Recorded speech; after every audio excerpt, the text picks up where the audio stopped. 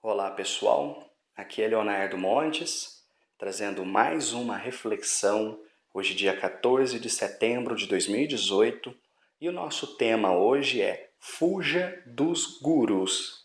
Se você quiser ouvir outras reflexões, acesse youtube.com/Voz Espiritualista e também o nosso blog vozespiritualista.blogspot.com. Muito bem, eu não sei se vocês estão sabendo, se vocês estão acompanhando, mas saiu aí em diversos sites de notícia um escândalo envolvendo um guru brasileiro, onde algumas de suas discípulas disseram que ele abusou sexualmente delas. Isso daí tem vários sites. Eu não vou propriamente falar o nome, porque o foco da reflexão não é sobre esse sujeito. Mas a partir do que está acontecendo, eu quero tecer um comentário justamente para embasar a minha frase: fuja dos gurus. Muito bem.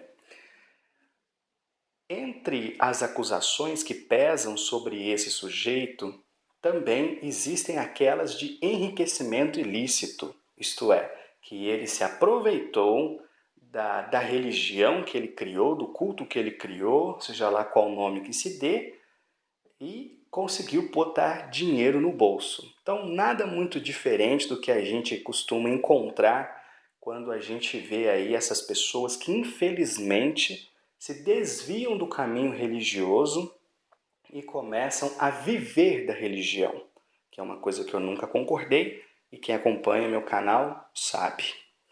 Muito bem, entre polêmicas daqui, polêmicas dali, o que a gente sabe até agora e que os jornais estão divulgando é que esse guru admitiu sim que teve relação sexual com essas pessoas, mas não em forma de abuso. Isto é, elas fizeram sexo com ele porque elas quiseram. Ele não as obrigou. Apesar de reconhecer que sabia que essas mulheres eram casadas e, inclusive, ele próprio era amigo de alguns desses maridos. Então, basta usarmos um pouco os nossos miolos e fazermos uma pergunta. Alguém que tem coragem de trair uma pessoa, trair a confiança, trair a fé que aquelas pessoas punham nele, pode te guiar para onde? Que não seja para o buraco. E é por isso que eu digo, fuja dos gurus. Eu já contei aqui algumas vezes que algumas pessoas já me procuraram pedindo que eu me tornasse guru delas. Algo que eu sempre neguei, porque sou um médium como qualquer outro, sou uma pessoa como qualquer outra, e se há alguém nesse mundo que eu desejo ter domínio, é sobre mim mesmo, nunca sobre o outro. A minha vida já é complicada e atribulada demais, para que eu vou querer cuidar do outro? Não, cada um que cuide da sua.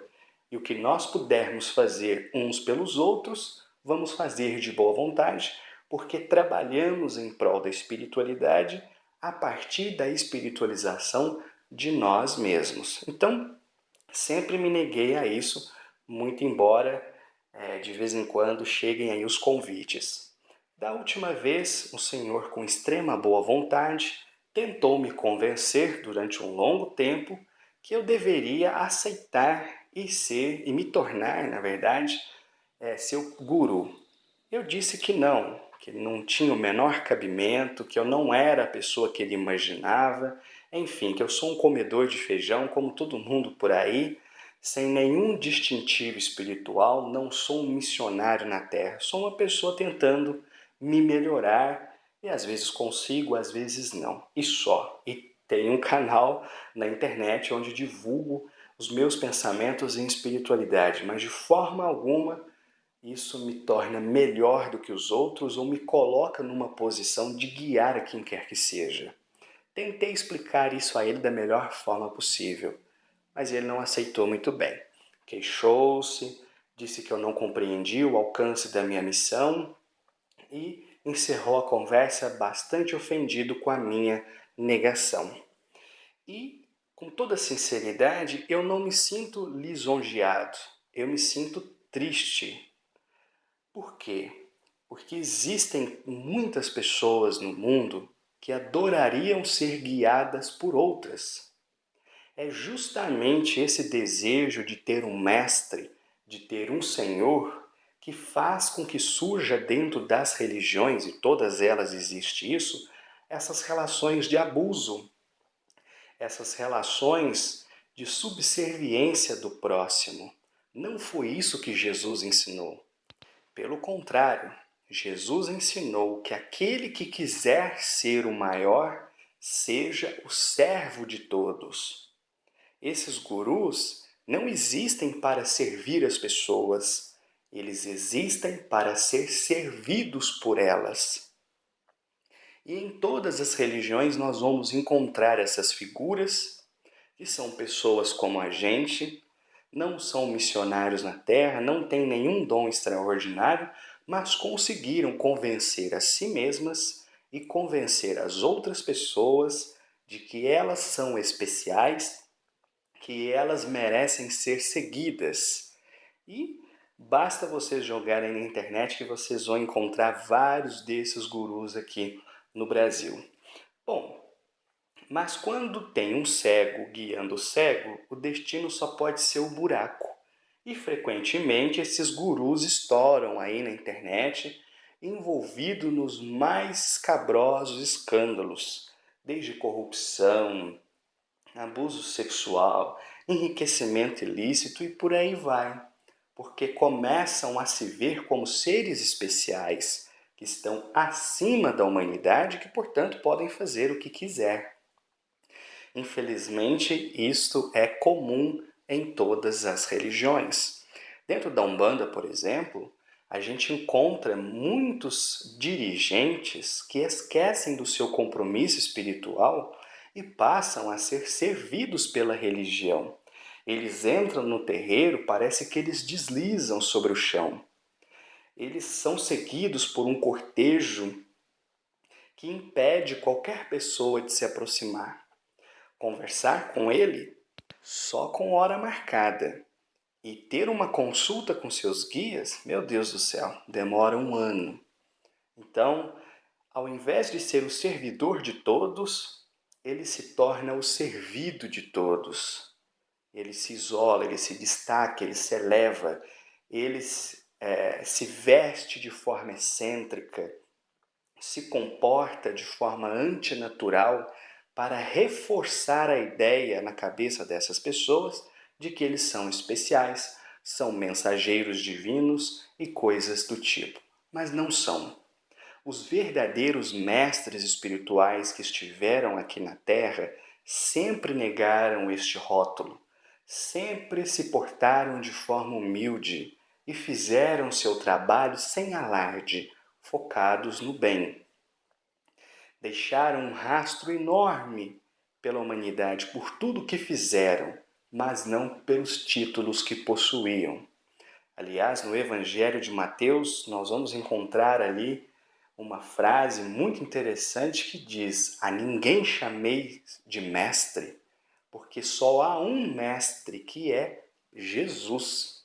Sim, Jesus é o nosso mestre.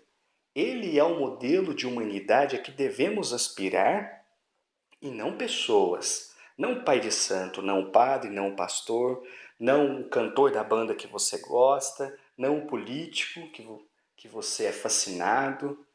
Esses são personagens, pessoas como você que está lutando para sobreviver, está lutando para evoluir, alguns nem tanto, mas que estão aí no mundo. O nosso exemplo, o nosso mestre se chama Jesus. E o caminho que ele deixou a todos nós se chama Evangelho. Então você não precisa seguir pai de santo, não precisa seguir o padre, não precisa seguir o pastor, não precisa seguir o seu ídolo. Você precisa seguir o Evangelho. E o Evangelho levará até Jesus.